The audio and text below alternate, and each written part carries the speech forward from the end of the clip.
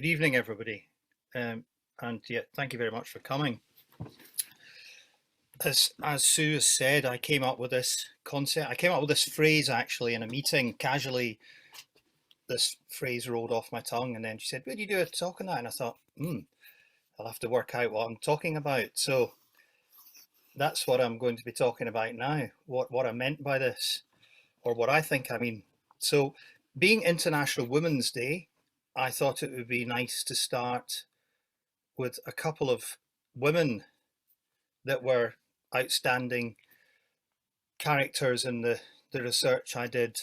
And the first one I'd like to talk about is Katie Campbell. Now, Katie lived in the 19th century in Coigach. As you probably all know, from the late 18th century, a lot of the landlords were looking for ways to maximize their income, make more money, looking for more revenue. This led to sheep farms, which moved people off the land. Then, as that clearance of people to smaller areas of land was happening, there was also a rising population. So by the 1860s, there was a lot of pressure on the land that these people were left living on, not just from crofters or people who were renting lots off taxman farmers, but landless cotters as well. Some of whom were not necessarily poor because they were involved in fishing and things like that, but others were just poor elderly people with no relatives, and so really no land, no anything. And of course, this is a time that was a background of economic strife caused by things like the Peninsular War and problems with famine and other such things. Now, in Coigach, clearances had taken place earlier in the 19th century without too much resistance. I imagine because it wasn't so severe in terms of the land that people were left with. But there was the famine and crop failures in the 30s and 1830s and 1840s resulted in reduced rentals. So the tenants were under pressure because of what was happening to them, and the landlords were under increasing pressure to avoid bankruptcy. A factor in the area at that time, Andrew Scott, he was already on record as saying that emigration and sheep ranching were the solutions to poverty and overpopulation. So obviously he didn't have much sympathy for the local populace. And a famine in 46, 47, that only served to reinforce his view. And so they started putting plans together for further clearances. Basically, they were trying to create a farm in Badenscally and moving people to Badentar. But this was going to result in some people would lose a bit of land, some people would lose everything they had. And over a kind of 18-month period, in 1853, sheriff's officers attempted to serve eviction writs on no fewer than 5 occasions. They were repelled various times, usually by the women, and suffering various degrees of ignominy, including being stripped apparently and run out of town or back into their boat and down the loch. But the resistance was notable for 3 reasons. Firstly, it was successful, and secondly, it was mainly led by women. 3 of them notably, Mary MacLeod, Anna Ban and Katie McLeod Campbell.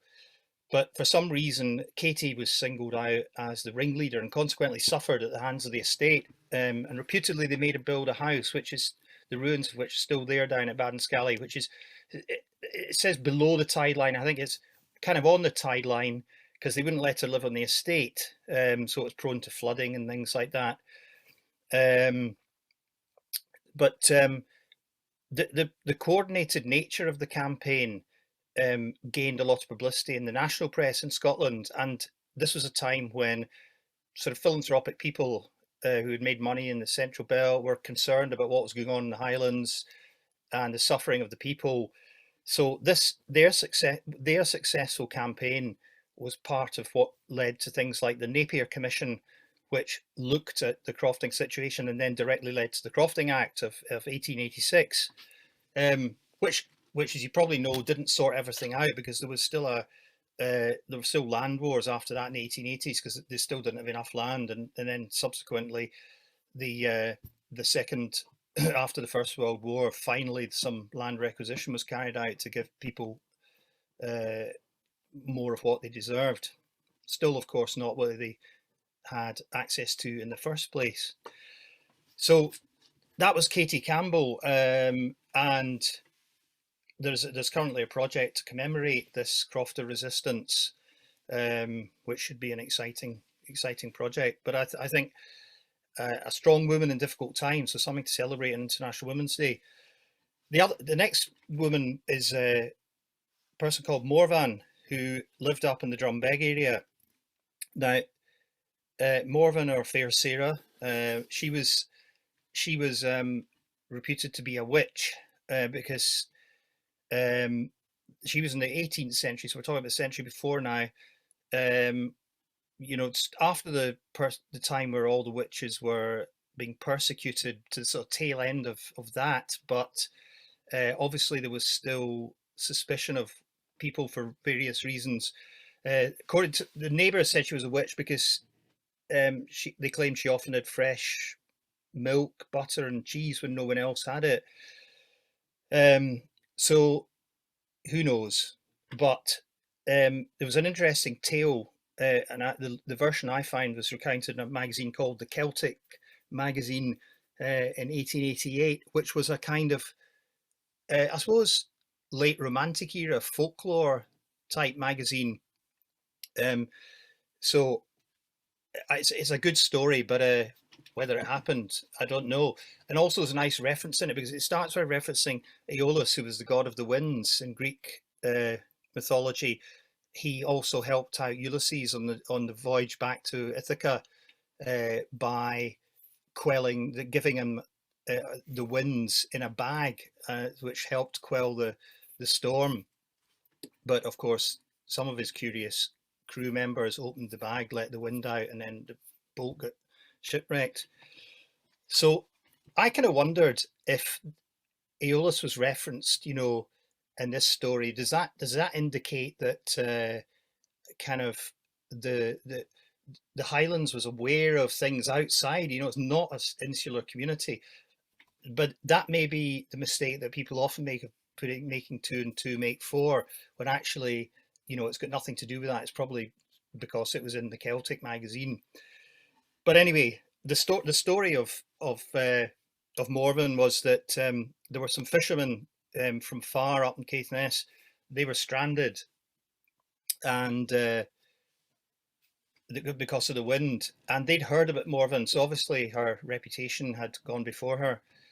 And one of them went to see her and asked her if they could help them get out of the harbour and get back to their home. So she said yes, she could. And she came down to the ship, and took one of the sheets, ropes from the main sheets, pulled it and tied 3 knots in it, and told them that when you go out to sea, if the wind gets up and it's difficult, untie the first knot. That will help speed you back. If it's still difficult, untie the second knot. That will help you back. But on no account untie the third knot. So they duly left, got out to sea, wind got up, untied the first knot, making great headway. Bit more difficult, untie the second knot, continued on to Far, got back to Far. One of the crew at that point, as they were coming in, decided to, I wonder what happens if you untie the third knot. So he untied the third knot, and the rest of the crew thought, when they got ashore, thought, where's he gone? And they couldn't find him. Next morning, he was washed up, dead. So whether that's true or not, she actually did live in Drumbeg. I think she was murdered by some youngsters in 1769. So another amazing story of a woman for International Women's Day. Now, where did I come into this, and how did I start? I was born in a city where it always rains, and then I moved to a city where the streets are paved with gold. And then after 20 years there, I found myself in a place where it never rains. Well, only occasionally. So I arrived about 15 years ago with my young family, not knowing anything about crofting, and probably having, which I can still remember, which sometimes is helpful, an outsider's view of the Highlands. Like, it's just all beautiful scenery and, nothing else. So I've been living and working here for 15 years. I've dug peat, done various things as you do in the Highlands just to earn a crust. And now I find myself getting involved in some more projects. And one of those projects was the Coigach Assynt Heritage Signage Project, which I saw advertised in Liverpool News, I think. And then I thought, that's maybe something I could do. By the way, I'm an architect by background, so it not particularly specific skill to being a researcher on this project. So I applied for the job, and I got the job, and then we started. Interestingly, that was a 3-month contract to do research for the Heritage Signage Project, which has become a trail. I sort of tend to refer to it as a Heritage Signage Trail, or a Coigach Assynt Heritage Trail. Yeah, I was a 3-month contract, and I'm now talking to you 18 months after that, and I'm still doing bits and pieces on it, which is amazing. It's grown arms and legs. Now, heritage. What do we mean by heritage? The history and traditions, buildings and objects a country or society has had for many years that are considered an important part of its character. That's one way of looking at it. I think heritage is often looked at as it concentrates on the built form and visible things, because people like castles and things like that they can see, and that's perhaps sometimes a narrow view of heritage, in my opinion, because when you come somewhere like this,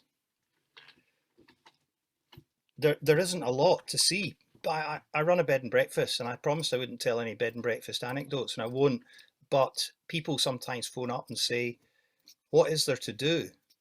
And it's a kind of thing. Well, why are you coming here if you don't know what there is to do? But what they mean by that is, are there castles? Are there distilleries? Are there all these things that are laid on for visitors, rather than just, well, perhaps just enjoying the landscape? But it's not just the landscape, because to put together the context of people living here, it's people have been here since the last ice age. So I had to think sort of thematically, as well as looking for places for the trail to put the signs and get the content. I tried to think thematically about what influenced those things. Some of it came out of the research, and some of it I put into the way I approached it. In sort of hard terms, we've got topography, climate, resources, and technology. Now they all affect the heritage and culture of an area. Topography, you've got to get around a place, movement within that place, and that, as you know, that can be challenging in the Highlands. It's also a very maritime seaboard, that North Atlantic coast, which affects things. The climate, which is related to the topography, because it's kind of in some ways a product of it, and the topography is a product of the climate, vice versa. The two have an interplay. Also, climate affects what you can do and what you can't do. So that develops, that knocks on to things like the built environment, how you build, the places you live, what resources are available to you. And those resources are things like food, fuel, water, timber, stone, building materials. But it's also things that live in the landscape, or the sea that you eat, salmon, herring. And those resources can be resources that are of value to you, or they can be resources that have been exploited by people from outside coming in, which I think often happens in Highland island history or happens to indigenous peoples in you know, when other people come in and see something of value, the local people don't benefit from it. The person who comes in benefits from it hugely. Technology. What do I mean by technology? Well, over time, you know, the first hunter-gatherers, they didn't have much technology. They would made stone implements. The Neolithic period, they started farming, led into the Bronze Age. So once they'd metal, obviously you could do more with the metal tool. And once that became iron, you could do a lot more with iron. Once you could do things with iron, you could make weapons, you could make farming equipment, you could use it to make better boats. So where you could go and catch more fish, or you could go and fight each other depending on what you want to do. But technology runs into today as well, because you know, latterly the telecoms and then going into the internet is part of the fabric of the Highlands that will potentially change how the Highlands can be and how it can be successful in the 21st century and onwards. So all these things are ongoing. Climate is changing, resources are changing. There's no salmon anymore. You know, there's no inshore salmon fishing, so things have disappeared. So those are kind of the base things, and then how do they manifest themselves through the people? And I've chosen these. These are fairly arbitrary, because they're not. You know, you could add built heritage to that. I don't think that's necessarily what I'm driving at in the unseen fabric that I'm trying to explain. Language is obviously fundamental. Language is the way we communicate. And it is a Gaelic culture historically here, but if you go right back, it's beyond Gaelic. People came in from other places. The Picts were here. I have read that there's an idea that perhaps the Picts and the Normans still intermingled, because remember, Gaelic was the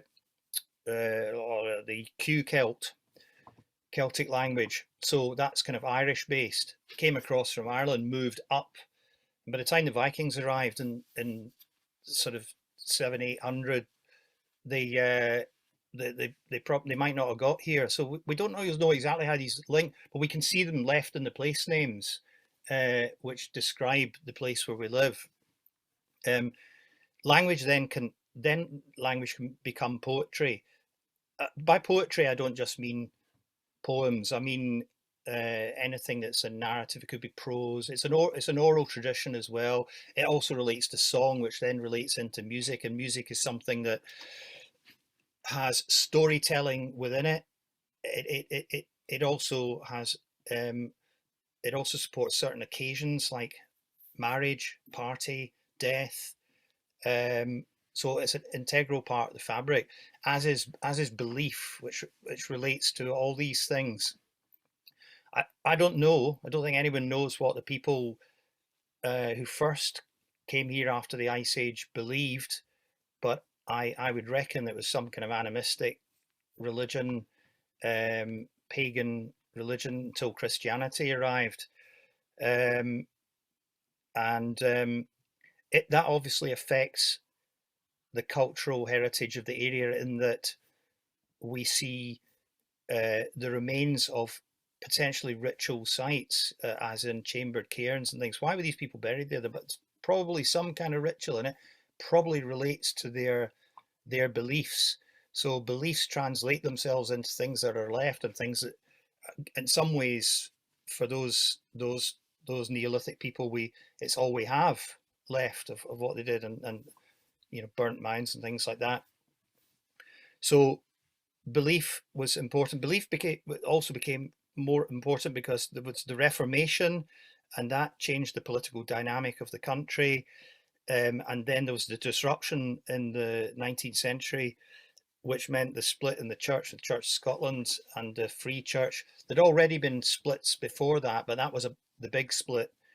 And you know, that changed the character of the place, particularly in the Highlands, where the Church of Scotland became seen as the church of the the landed gentry, and the people took to the free church, because the free church allowed them to have a Bible in their own language, and it's actually phenomenal. From the split, they got Church of Scotland took everything, uh, all the buildings, everything, and the Free Church. I think they had something like 400 buildings within a few years. A huge amount of money is, but people obviously contributed to it. It was fundamentally important to their life.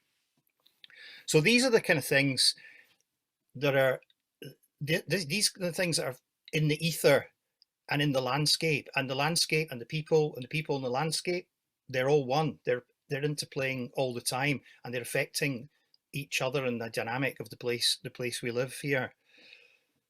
So to start, I had to find sites for larger interpretation signs and waymarkers, and I was doing reading research, but I was also looking for where the sites might be. This is a map from the Canmore site, which is the Highland Environmental Record, historical rather environment record, and I also use the Highland Historical Environment Record that duplicates most of the sites. But it gives you a good idea of the area and just how much there is, because when we look back at that slide that I showed you, when I just showed you that lovely picture looking north from Stack Polly or wherever, there's nothing there, but there's tons there. When you look down at it, and you start going closer, there's so many sites. Each of these dots represents something related to some cultural heritage, human activity, site, and I kind of went down a rabbit hole looking at these things, going down into the past, deeper into the fabric of the place. You can see on the left-hand side of the map, there's a lot of stuff clustered along the coast. Again, that goes back to the environment and resources. Maybe a lot there because a lot of transport was there. Traveling in the interior would have been, I think, difficult, before roads. And we do know that even up to the 50s, there was a lot of supplies were being brought up by puffers from Glasgow, but it's thought that a lot of the transport between peninsulas was in boats, and that's how people communicated. So a lot of that stuff there is there because of the interrelationship between the sea and the land and the resources that are there. But there's a couple of areas like inland here at Inchthedamp and Glenlerrig here that are inland. Inchthedamp, running up there, you've got lots of chambered cairns. Why are they there? Was that a reason? Why were there Neolithic people there? Was it resources? I mean, we know there's the Drumbeg limestone seam runs right up to Durness, not Drumbeg, Durness, sorry, runs right up there, and that creates quite a fertile soil. Was that why that was there? Good water and soil, and somewhere when you're starting to move into farming that you can feed your animals and grow crops.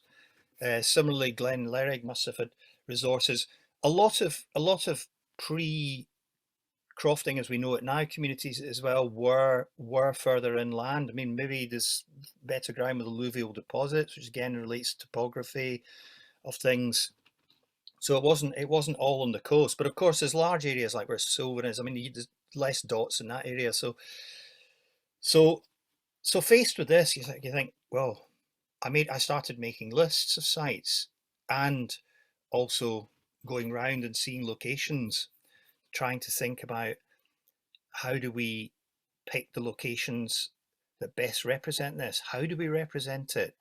Because all those factors feeding in that I talked about before, and then the factor of time, it started making me think that it was a kind of three-dimensional thing, this, and I had to kind of start finding places that represented that. Now, this is a great timeline that Ronan created for the leaflet that he did, and I thought it would be useful to have a timeline because if we think of the timeline is kind of like time is kind of like the warp of the fabric. These events that happen going across it are like the weft, So you get certain things like time moving that way, and also things like the topography and things like that. They're all moving that way, and then these events that happen across it. They happened.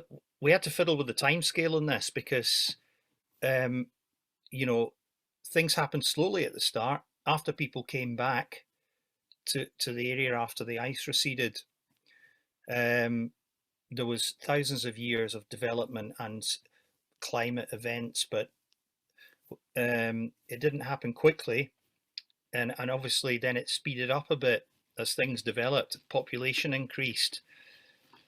Vikings came in from the outside. It's interesting as well, I think, always when you do a timeline, to put these in the context of the time. Like we've got the Great Pyramid of Giza, then we got St. Columba arriving in Iona, the Vikings sack Iona, Battle of Hastings, Bannockburn, Ardrech Castle. These outside events, some of them are not outside events because the Highlands has always had a relationship with the outside. The people came from the outside originally. Other invaders came in. There was movement. People came in to exploit the resources, as I talked about before, and then people left. Migration, and which we all know about at the time of the not as before the clearances. It was from the late 18th century.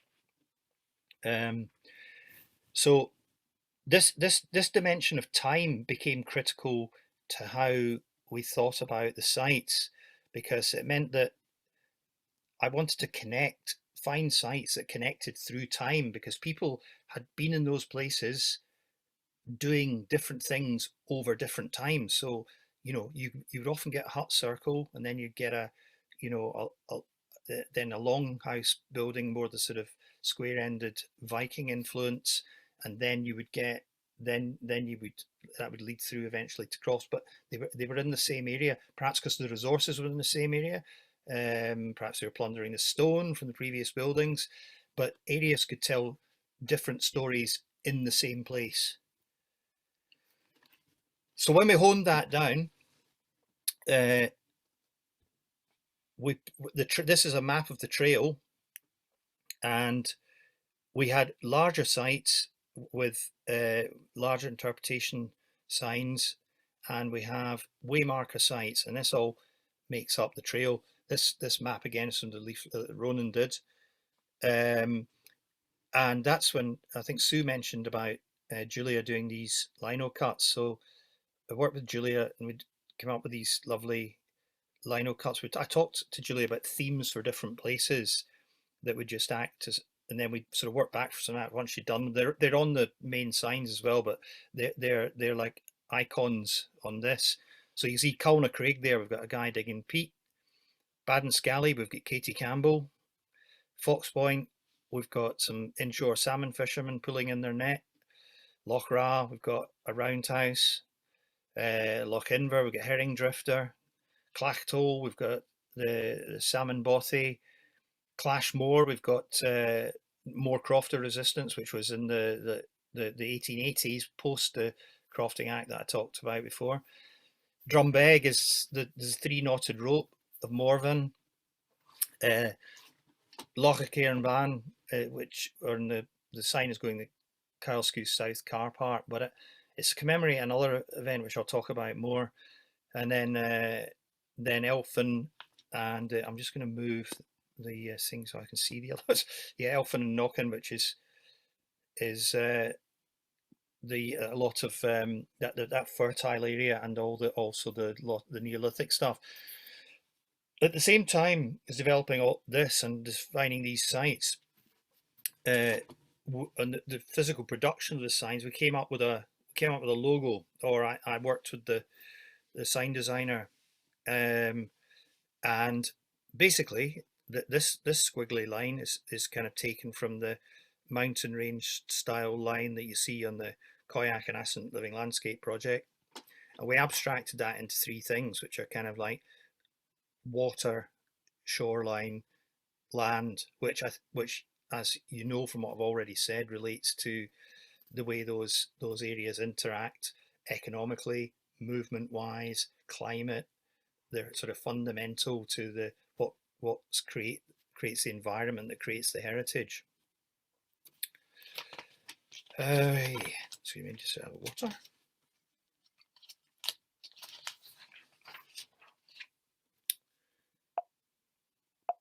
Nope, why is that not working?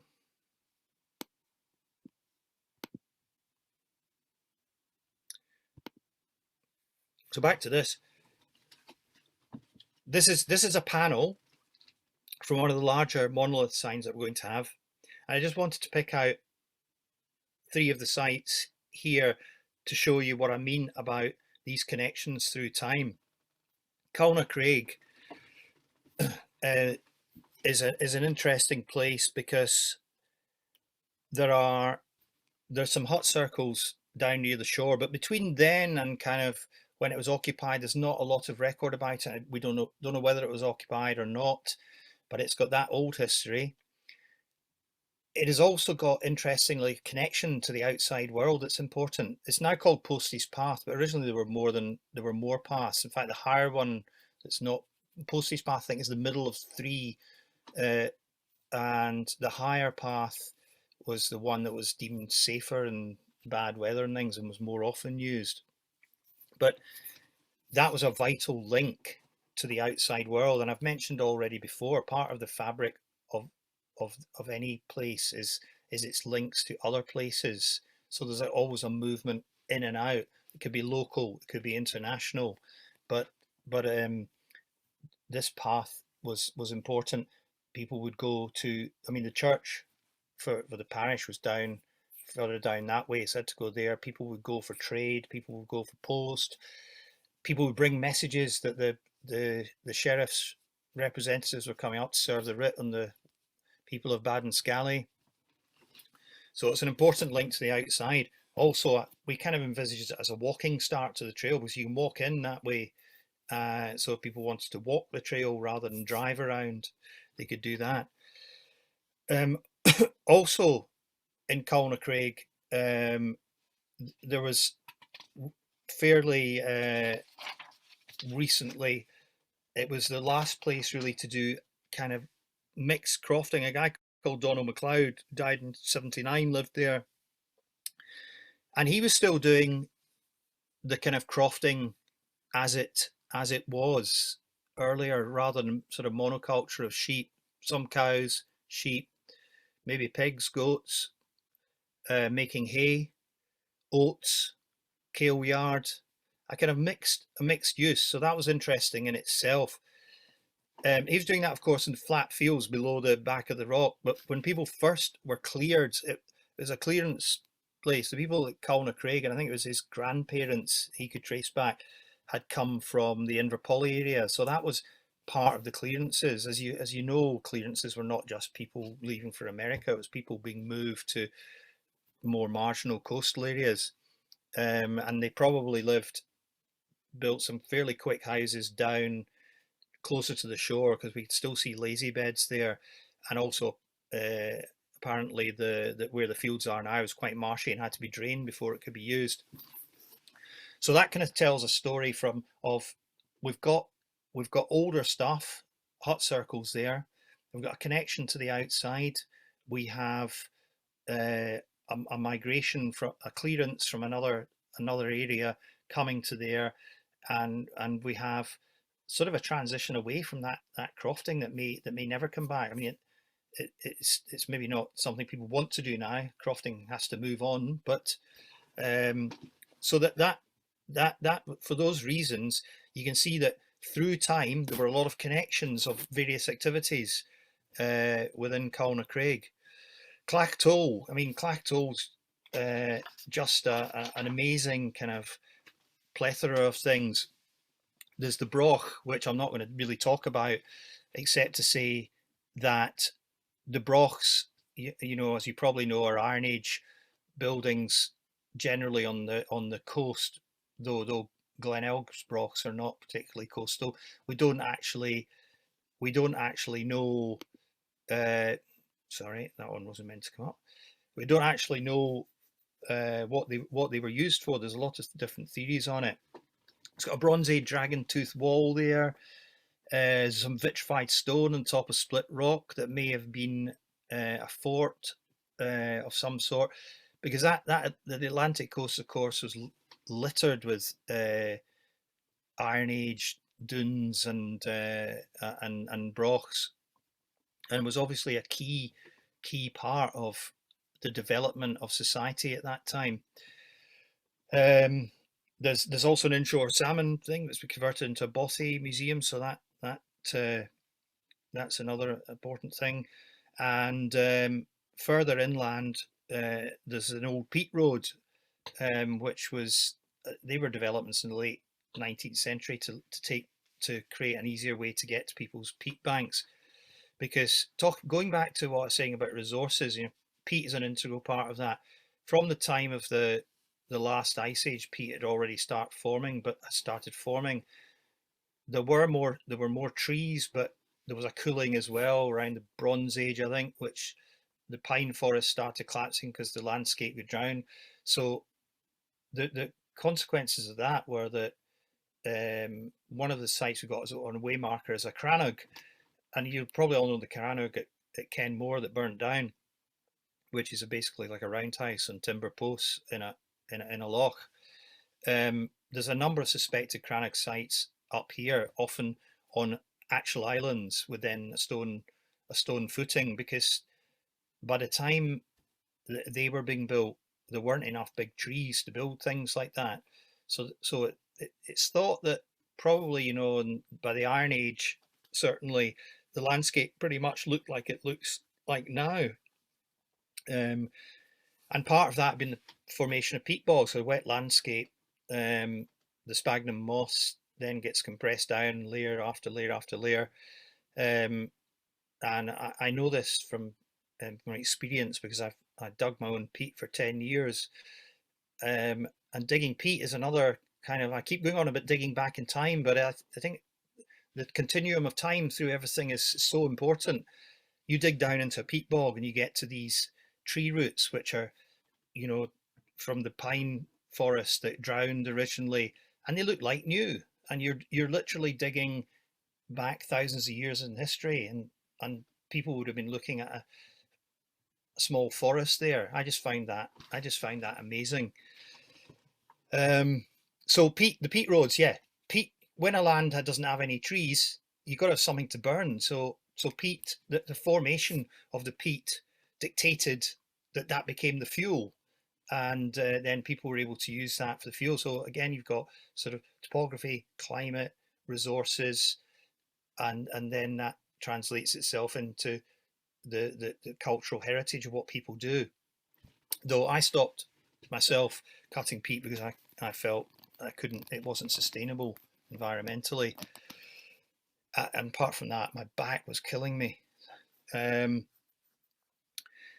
The other thing I was going to mention about Clactow, which is a kind of just another good story. It's the story of Reverend Norman MacLeod, who, by all accounts, was a very charismatic character. There's a monument to him there. He went to study divinity in Edinburgh, and he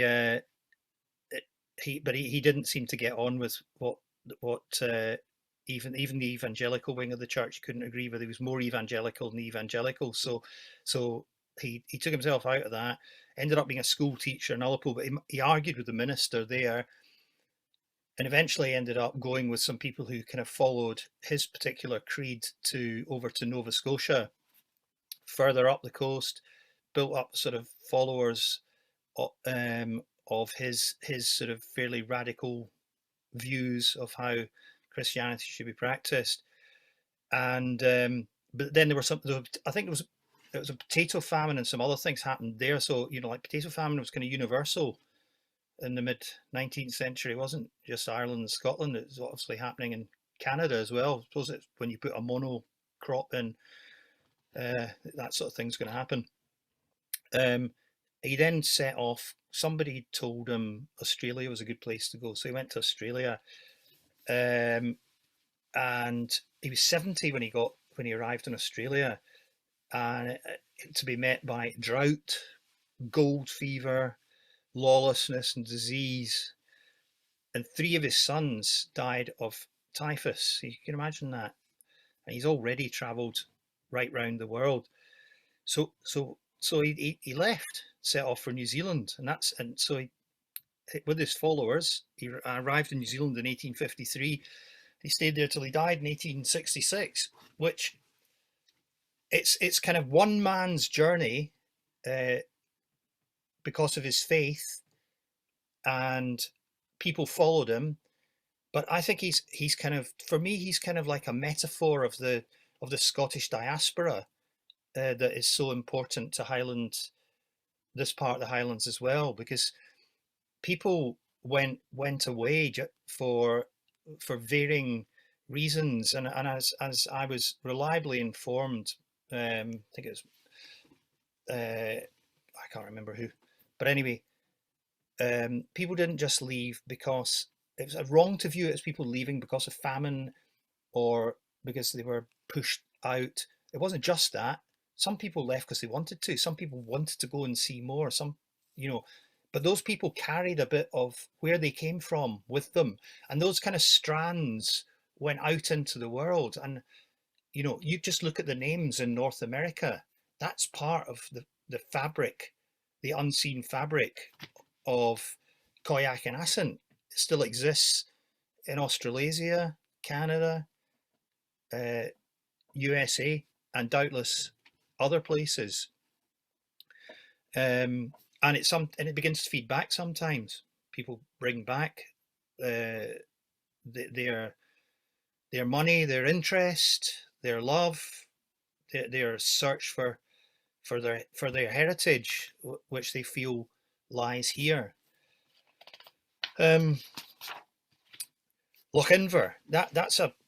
Lochinver is it one of the other main sites we chose because of the many things happening there, many important things. Fishing was very important in Lochinver. I mean, the inshore salmon fishing had been going on from time immemorial. People exploited the sea in small flat-bottom boats and things, fish traps, that kind of thing, pushing the fish into areas where they could harvest them. Eventually, of course, inshore salmon fishing became more commercialized once they had preservation methods like pickling and things like that, and smoking. But also the herring, Lochinver was important for the herring, and there was before the herring station was started in Coigach, in Lochinver, they'd realised down further south in the Clydeport area, that there was something to be exploited there, and they'd modelled these ships, these buses as they were called, on I think it was a Dutch model. They were kind of like Klondikers of the early 18th century, basically fish processing plants that came up, but they didn't necessarily work that well. I can't remember why that, but they travelled to Assynt area, but the station at Coigach was acquired by a guy called Donald MacDonald of Ski Boss and Skye in the 1790s. And around that time, obviously, you had things going on at Isle Martin as well, Tanara, and there was proposed herring station at Isle Ristall, and of course Ullapool was created as a place. The one thing that struck me about these things was that again, it's the outside influence. It was often people coming in from other places and dictating what was going to happen because they saw something that could be resource. Now, some local people were fishing and supplying them with fish, but I don't know how much they were really benefiting from it. This is again exploitation of resource by people from your own country probably, but not from the same place as you. So this sort of there's benign outside influences, and there's not so benign outside influences coming in, as well as all the stuff going out. And people like, well, I think the what is now the Coigach Hotel, or what is rebuilt because it was had a fire there a while ago. That was that was a Duke of Sutherland place, and then it was changed to a hotel and let to a guy called David McBrain in 1880. And I thought that was interesting. David McBrain also owned Clashmore Farm, which was another one of our main sites because it described the land riots that came after the kind of crofting resistance before that happened before the Crofting Act. David McBrain, of course, is the McBrain of Caledonian McBrain, and not from this parish himself either. And MacDonald, the guy that's talking about Skye, he also, the kind of interlinking of things that were going on. People came to, he also had the rights to the land, farming land around the coast, because Lochinver didn't exist as a village then. It was a series of farms around the Coigach, the Inver, and Inverkirkig, and so he would let the land to the existing tenants, people who'd lived there all their lives, but he came along, acquired it, let it to them, and then they also had to fish for him and gather kelp. And we haven't got long enough to go into kelp, but you know, it's another glorious exploitation of the Highlands.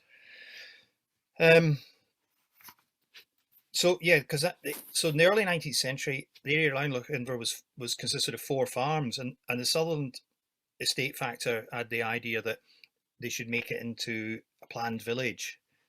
Probably, I don't know whether that related to what was happening in Ullapool or not, but it didn't quite happen that way. The development of Lochinver happened incrementally over the remainder of the 19th century.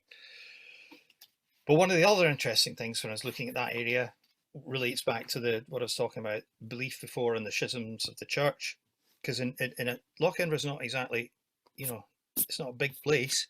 There's a Church of Scotland, a United Free Church, a Free Church, and a Free Presbyterian Church, and which testify to those multiple schisms over quite small doctrinal differences, and they're still going on. There's been many more before that. You could do a whole study of how the Presbyterian Church has split itself into different parts. But obviously, people feel strongly about that, and that's why they do things like that. They feel strongly about what is right and wrong as far as they can see it. So religion it permeates the whole way the Highlands are, I think, as well, particularly post Reformation and disruption. Now, I started with a couple of effectively an important, very important story, a story that's more fun about Morvan. I thought I'd finish with some stories, because what you find is there's just some amazing stories in the Highlands. And if you imagine you've got we talked about the warp and the weft, you know, when you get those kind of gold highlights, the braiding and stuff like that, these stories are often, to me, they're that part of the unseen fabric, because they're just sort of abstract from things, but on the other hand, they relate to other things. So I'll show you this one. This guy in the middle is a guy called Eric Chaplin, and he rented the Coigach Assynt deer forest in 1905 to I think about 1914, and he was a keen sportsman, whatever that means. So in 1909 he created the 9-hole golf course, which is around Ardrech Castle and that area. He brought his guests up in his steamboat, which you can see in the background here, and that's the layout of the golf course. The Ardrech Castle at the bottom, but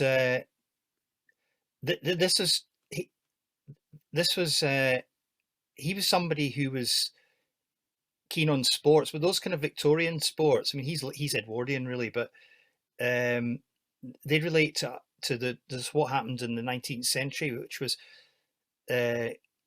clearing of sheep from large areas of the hillside, making deer forests, and allowing the deer population to proliferate, which we're still living with that legacy.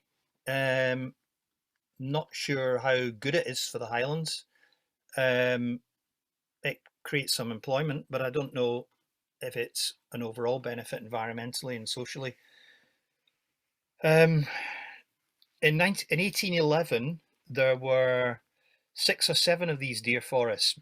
By the end of the 19th century, they numbered almost 150, which is incredible. So that a really dramatic change brought in from outside by people who had made money from the Industrial Revolution in the Central Belt and wanted to play in the romantic environment of the Highlands, eulogised by the likes of Walter Scott and co. And as I say, we're still living with that. This guy is Hugh McCloud.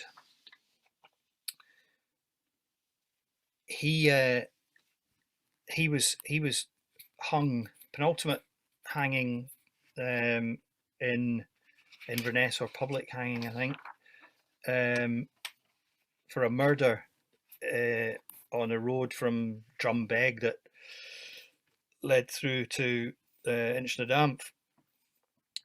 It was 1830, 20th of April. A body was discovered floating in Loch Tornaing, 2 miles inland from Drumbeg. The body was the body of Murdoch Grant, a travelling merchant, a peddler from the Loch Broom area. That's quite an incredible walk. Apparently, when he set out, I think he had about £5 in cash and £40 worth of goods. And this is another thing. I think Malcolm Bangor Jones told me this, that it's not the right way to look at the Highlands in terms of, when I was talking about migration, it wasn't all people being forced out. Some people left. Also, the Highlands was not totally poverty stricken, as sometimes it's in a perverse romantic way portrayed. There were people with money, and obviously this peddler was selling his wares, and there were people were able to buy it. So there was a cash economy as well as the crofting and taxman's economy. But anyway, he was unfortunate enough to have all this money on him. I think by the time he was murdered, they thought he had about £40 on him. I took the opportunity to look up what £40 was in 1830, and each pound is about £110. So it's like, £4,500 cash on him. And so eventually, when they dragged his body out, he'd been there a few days, probably wasn't looking too good. There was an autopsy done on it, and then they figured that no, this isn't an accident or drowning. This is somebody had been murdered. They could see blows had been administered to the body. So suspicion fell on Hugh McCloud because he was a young guy who had reputedly had a taste for women, drink, fancy clothes, that already left him in debt. But suddenly he was able to clear his debt. So anyway, he was held up. He was taken off to Dornoch, I think, to put in detention there. And a guy called Kenneth Fraser. The interesting thing about this is a guy called Kenneth Fraser said in a dream it had been revealed to him that Grant's belongings were buried under a rock near the loch where the body had been found, and the search uncovered these peddlers' goods there, and this was allowed to be admitted as evidence at the trial, because apparently that time in the Highlands a belief in second sight was not uncommon, and so this kind of, I think it illustrates perhaps that people, you can believe things, you can go into a modern era, supposedly modern, transition to a different kind of belief, but some of the old belief systems you take with you, or you're still linked to, as in things like second sight. Perhaps more prosaically,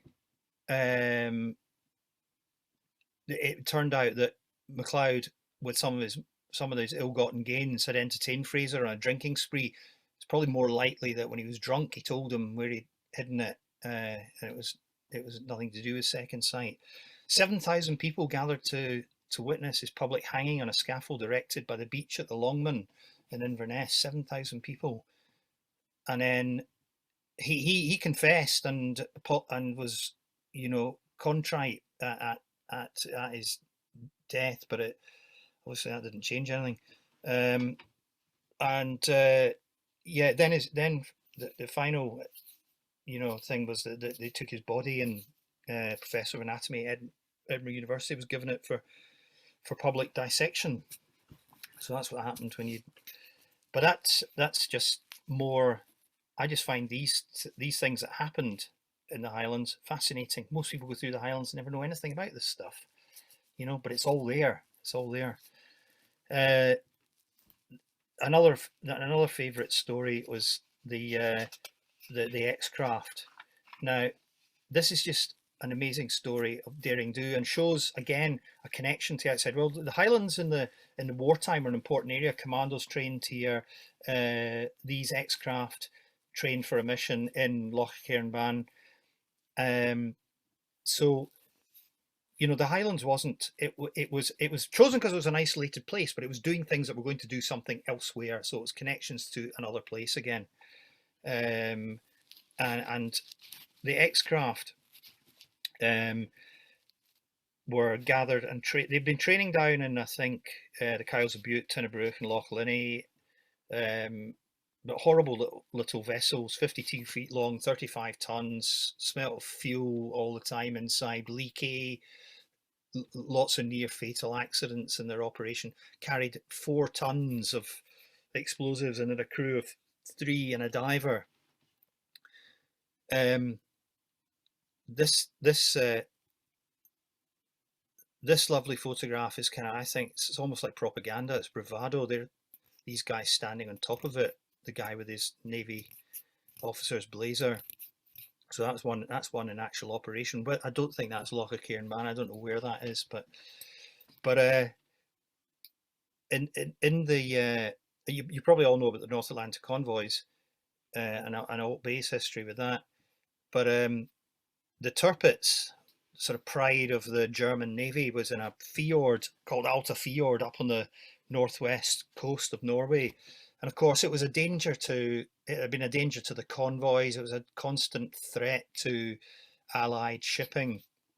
And so they decided that they needed to destroy it. Consequently, they trained these X-craft crews in Lochacairn, and then they set off. Now, 6 of them were going to go over to Alta Fjord, but it was going to take, I think it was about 10 days, and they couldn't make it under their own steam, probably because of the size of the ship. They couldn't survive in that journey. So they were towed by conventional submarines. On the tow, 2 of them were lost. I think the crew were rescued, but things went wrong with them. They sank, and they abandoned another one close to the target, and another one was sunk when they came under attack. And the Germans realised what was going on. The crew scuttled it and then were taken prisoner. So 2 of them got to the mouth of the fjord, and obviously the fjord had some kind of boom to protect it. First craft hit a rock, and they had to abandon that, and that crew was arrested as well by the Germans.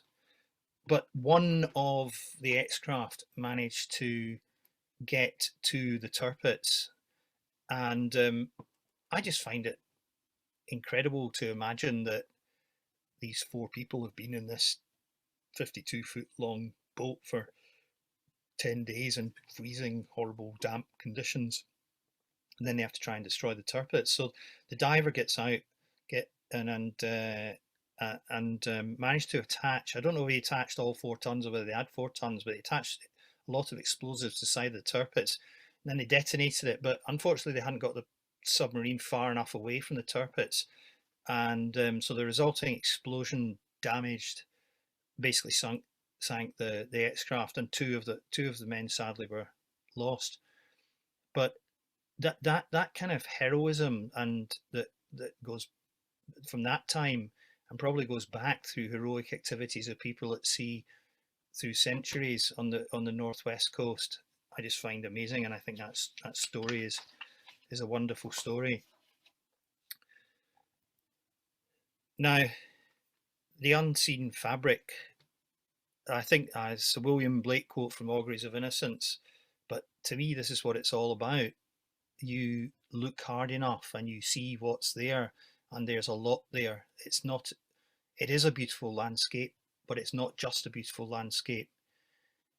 I meant to put a disclaimer at the start of this. I'm no expert. I'm not, history is not my expertise. I was relying on a lot of books, pamphlets, papers by people much better understanding these things than me. But what I think I hopefully understood was that there was an interrelationship between everything in this environment, the people, the environment, the activities that went on, the beliefs, the way they carried the memories in stories and song. And if you're interested in it, this is to the outsider I'm talking about, not people like you that live here. You probably implicitly understand this, and I would hope that in the 15 years I've been here, I've grown to understand it. But it's my sort of personal view of how it is. If you look hard enough, there's a lot of amazing things to find here, and that is the unseen fabric of Coigach and Assynt from my personal perspective. Just before I finish, I'd really need to thank, I probably forget to thank some people. I'm not trying to thank everybody, but particularly the people who employed me in the first place. Boyd Alexander, who's headed up Coigach Assynt Living Landscape Project, and Anne-Marie and Dave McBain, who I worked with throughout this. It was a great experience working with them. Appreciate their support, and I think we managed to build something that was quite special. Various other people I talked to, work that had gone on before, acid and hydrolyzed weed eggs, things like that. Just people I should mention, like Malcolm Banger Jones, who looked through everything for me and historically corrected a lot of the texts that I'd done, because I couldn't do that research, certainly not in the original 3 months. Mary Thornton, Kathy McLeod, Francis Ross, community councils who I dealt with, I'd like to thank them for their patience in looking at what I'd done and their interest in it, and the landowners who have agreed to be part of this and have the resulting interpretation on their land. And I think that's it. Thank you very much. I'll stop sharing my screen. Well, thank you ever so much, Seoras. That was absolutely fascinating. I certainly learned a huge amount that I didn't know before about the area, and with all the sort of maps and illustrations and things as well, it made it really engaging. So thanks ever so much. So I've got a couple of items in the chat already, and then if anybody else would like to ask any questions, please feel free to add them to the chat. So the first question I've got, which is from Boyd, with so much information and heritage, how did you choose what to include in the trail?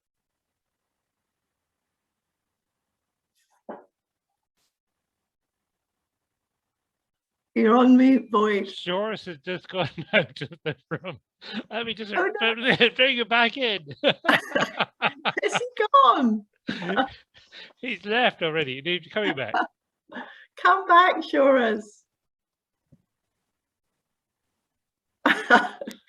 Sorry, I got overexcited and pressed the wrong button.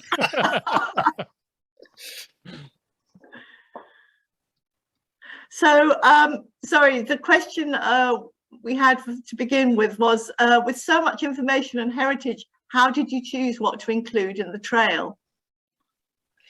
Well, I was given some guidance by the people I was who I was working with, Anne-Marie and Dave, who took me around various sites and suggested things. whether they were going to be in full interpretation or waymarkers or just things that perhaps went in as references in the website that I'm hoping to build, was really trying to find things that told stories. You can probably tell from what I've said tonight that I like a story, you know, and because I think that the reason I like a story is not just because I like a story, it's because creating a narrative is how you draw people in. I really believe, you know, whether that is so obvious in the oral tradition. So really trying to tell the story of a place over time, that would be how I'd encapsulate it in one sentence. And that really drove looking at those places. We could have had more. Originally, the original brief was to have more signs than we've now got. And I felt quite strongly that we didn't want to litter the landscape with signs either. We wanted to create something where people could, something was identifiable enough that they could see something's happening here. I can find out about it, but they would have to put some effort themselves into drilling down a bit more.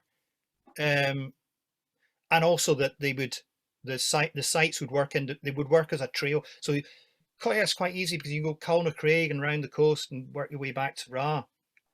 There's a couple of sort of offshoot legs on Assynt, but it's very much trying to follow something. So there had to be a logic for that if you wanted it as a trail. But on the other hand, if you just rocked up at one site and thought, what happened here? You would get a story, and it would give you maybe more than one story. And I wanted to make sure that we covered everything. I wanted to make sure there was references to crofting resistance and crofting, you know. I mean, you probably gathered from what things I've said, I have a political bias, you know. I see the unseen fabric of Coigach and Assynt as the heritage of the people, not the story of the landlords and business people who exploit it. They have an effect, but they have an effect on the people who live here. That's the history that I'm interested in personally. And I wanted to make sure we told all those stories: the herring, the salmon, the sporting estates, the Iron Age, the Bronze Age, the Neolithic.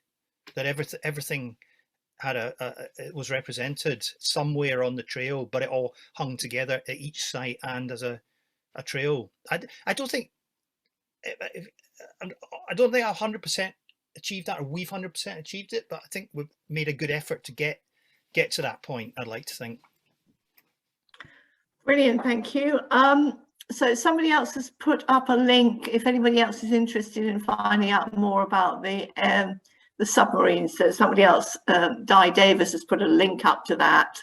And then Fiona Taylor is asking, where will the trail be advertised? Well, Fiona, it will be, you'll see it visually. We're talking today. There was a brief email exchange about a kind of opening for it, which will obviously gain some publicity. And then we've designed the signs all to have a QR code on them, which links to a website, which I've started and I haven't got fully progressed yet. But I felt that I ended up with about 15,000 words overall, the research I distilled, and that was me précising as I went. I mean, we had to précis it heavily to get to what we got to, but the website, hopefully, I would like that so that we can have slightly longer text, but even then you can't have screeds on a website, so we'll have links to various things so that the people who do the real research, not the likes of me who come in and scoop up their research for my own use, people who do the raw research get some publicity, and people hopefully go and look at what they've done, because without these people, and the people who live here, I mean, everybody who's here, we're all a part of the unseen fabric. We're all contributing to it, and we're all reacting to it, and it's an ongoing thing. So yeah, website, signs, leaflet, a great leaflet we've got, and that'll be at a location near you. We're going to put those around in places, obviously, where people can pick them up, and so hopefully that'll that'll get enough people interested in it. I'd hope that it contributes to slow tourism. That would be a successful. I mean, I know CALLP project was a lot about successful legacy things. To me, a legacy of this would be to try and deliver some slow tourism, so people stop and think about a place. You can easily, when I showed you that Canmore thing, you can see how much there is. If you're keen on Neolithic chambered cairns, you can have a fortnight's holiday up here and have a really good time, and maybe go to the beach. So if I can just add that we'll try and share all the information on the CALLP social media channels as well, and put something on the website too. And once the leaflet's all ready, we'll probably make sure that that's available for people to download as well on our website. So there should be loads of places. And then there's another question here that I'll put to you, Seoras, and then I can always add to if necessary, which is the trail going to be launched? When does it open? Does the trail complement the app and the walker's book? Yeah, the app has put some stuff that's in the trail on it. I know. I wasn't involved in that, so I can't speak for that. Dougie Cunningham, who did the walking book, I went to a couple of things with Dougie, and I gave him all the stuff I was doing, and he gave me the stuff he was doing. So yeah, they as far as they start out from some sort of key points, they do link. Yeah. So you can do one day you can do a walk, and then you can do some serious history the next day, and then alternate between the two. So yes, just to add to that, in that we are hoping to have some kind of launch event when all the interpretation panels are in place, and we'll keep people posted on when and where that's going to happen as soon as it can.